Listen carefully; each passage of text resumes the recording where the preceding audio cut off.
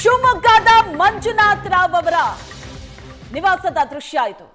ಇದೇ ಉಗ್ರ ದಾಳಿಯಲ್ಲಿ ಮೃತಪಟ್ಟಂತಹ ಮಂಜುನಾಥ್ ರಾವ್ ಪಾರ್ಥಿವ ಮನೆ ತಲುಪಿದೆ. ಅಂತಿಮ ದರ್ಶನವನ್ನ ಪಡಿತಾ ಇದ್ದಾರೆ. ದೃಶ್ಯದಲ್ಲಿ ನೋಡ್ತಾ ಇದ್ದಾರೆ.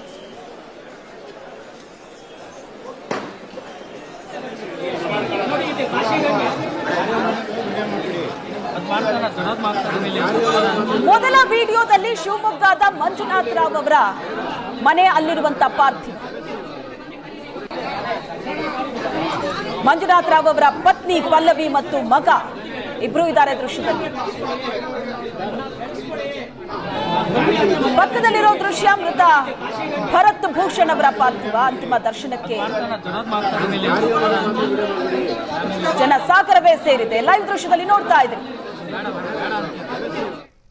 ಭರತ್ ಭೂಷಣ್ ಅವರ ತಂದೆ ಚನ್ನವೀರಪ್ಪ ಅವರು ನಮ್ಮ ಜೊತೆ ಇದ್ದಾರೆ. ನಾನು ಅವ್ರನ್ನೇ ಮಾತನಾಡಿಸ್ತಾ ಹೋಗ್ತೀನಿ. ಸರ್, ಈ ರೀತಿಯಾದಂತಹ ಘಟನೆ ನಡೀಬಾರ್ದಾಗಿತ್ತು, ನಡೆದೋಗ್ಬಿಟ್ಟಿದೆ.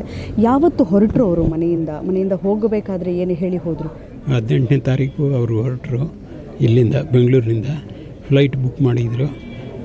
ಥಾಮಸ್ ಕುಕ್ ಟ್ರಾವೆಲ್ಸು ಸಂಪರ್ಕ ಮಾಡಿ ಅವ್ರ ಮೂಲಕ ಅಲ್ಲಿಗೆ ಹೋದರು. ಸೊ ಹೋಗೋದಕ್ಕಿಂತ ಮುಂಚೆ ಎಷ್ಟು ದಿನಕ್ಕೆ ಅಂತ ಹೋಗಿದ್ರು? ನಿಮ್ಮ ಹತ್ರ ಏನು ಹೇಳಿ ಹೋದರು? 5 ಡೇಸ್ ಹೋಗ್ತಾ ಇದ್ದೀವಿ. ಅಲ್ಲಿ ಕಾಶ್ಮೀರ ತುಂಬ ಸುಂದರವಾಗಿದೆ. ನಾವು ಮೊದಲನೇದಾಗಿ ಹೋಗ್ತಾ ಇದ್ದೀವಿ ಫ್ಯಾಮಿಲಿ. ಅದನ್ನೆಲ್ಲ ನೋಡ್ಕೊಂಡು ಬರಬೇಕು, ಹಾಲಿಡೇಸ್ ಇದೆ ಅಂತಂದ್ಬಿಟ್ಟು ಅವರು ಹೋದರು. ಈ ಹಿಂದೆ ಕೂಡ ಸಾಕಷ್ಟು ಜನ ನಿಮ್ಮ ಕಸಿನ್ಸ್ ಕೂಡ ಕಾಶ್ಮೀರಕ್ಕೆ ಹೋಗಿದ್ರು.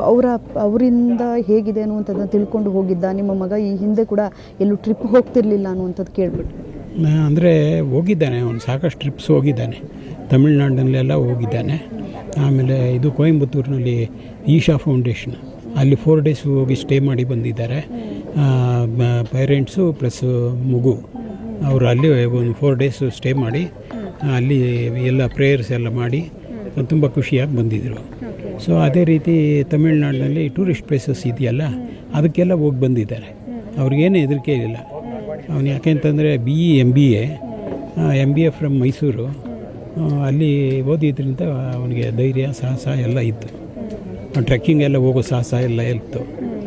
ಅದರಿಂದ ಅವನು ಧೈರ್ಯವಾಗಿ ಹೋಗ್ತಾ ಇದ್ದ. ಯಾವ ಕಡೆ ಹೆದರಿಕೆ ಏನು ಇರಲಿಲ್ಲ. ಅದರಲ್ಲಿ ಇಲ್ಲಿ ಅಂಥ ಇನ್ಸಿಡೆಂಟ್ಸ್ ಏನು ನಡೆದಿಲ್ವಲ್ಲ ಪಹಲ್ಗಾಮು, ಆದ್ದರಿಂದ ಧೈರ್ಯವಾಗಿ ಸಾವಿರಾರು ಜನ ಅಲ್ಲಿ ಹೋಗಿದ್ದರಂತೆ. ಇವರು ಟೂರಿಸ್ಟು ಇದು ಸಪೋರ್ಟ್ ತೊಗೊಂಡು ಹೋಗಿದ್ದಾರೆ. ಸರ್, ಇಲ್ಲಿಂದ ಹೋದ ಮೇಲೆ ಏನಾದರೂ ನಿಮ್ಮ ಜೊತೆ ಮಾತನಾಡಿದ್ರಾ? ಫೋನಲ್ಲಿ ಏನಾದರೂ ಹೇಳ್ಬಿಟ್ಟೆ ಹೋಗಿದ್ದು. ನನಗೆ ಹೇಳ್ಬಿಟ್ಟು ಅಲ್ಲಿಂದ ಹೌದು, ನಾನು ಫೋನ್ ಮಾಡಿದ್ದೆ ಅವ್ರಿಗೆ, ಹೆಂಗಿದ್ದೀರಾ ಏನು ಅಂತಂದ್ಬಿಟ್ಟು. ಅಂದರೆ ಅವರು ಸಾಯೋದಕ್ಕೆ ಹಿಂದಿನ ದಿವಸ ರಾತ್ರಿ ಅವರು ಫೋನ್ ಮಾಡಿದ್ದೆ, ಊಟ ಮಾಡ್ತಾಯಿದ್ದೀವಿ ಅಂತಂದರು. ಹೇಗಿದೆ ಟ್ರಿಪ್ಪು ಏನು? ತುಂಬ ಚೆನ್ನಾಗಿದೆ, ನಾವೆಲ್ಲ ತುಂಬ ಎಂಜಾಯ್ ಮಾಡಿದ್ದೀವಿ ಅಂತಂದರು. ಆಮೇಲೆ ಮಗು ಹೆಂಗಿದೆ ಅಂತಂದೆ. ಮಗುನೂ ಚೆನ್ನಾಗಿದೆ, ಆಟ ಆಡ್ತಾಯಿದೆ, ತುಂಬ ಖುಷಿಯಾಗಿದೆ ಮಗು ಅಂತಂದರು.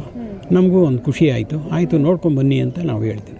ಯಾವತ್ತು ಬರಬೇಕಾಗಿತ್ತು ಸರ್ ವಾಪಸ್? 23 ಬರ್ತೀವಿ ಅಂತ ಹೇಳಿದರು ಅವರು. 23 ಬರ್ತೀವಿ ಅಂತ 22ನೇ ತಾರೀಕು ನಮ್ಗೆ ಹೇಳಿದರು.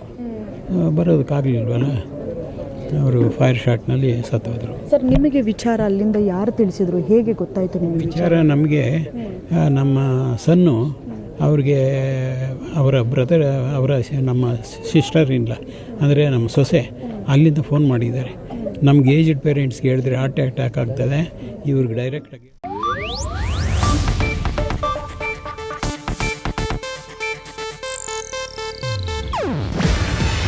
ಇದು ಏಷ್ಯಾನೆಟ್ ನ್ಯೂಸ್ ನೆಟ್ವರ್ಕ್ ಪ್ರಸ್ತುತಿ. ನೀವು ನೋಡ್ತಿದ್ದೀರಾ ಏಷ್ಯಾನೆಟ್ ಸುವರ್ಣ ನ್ಯೂಸ್.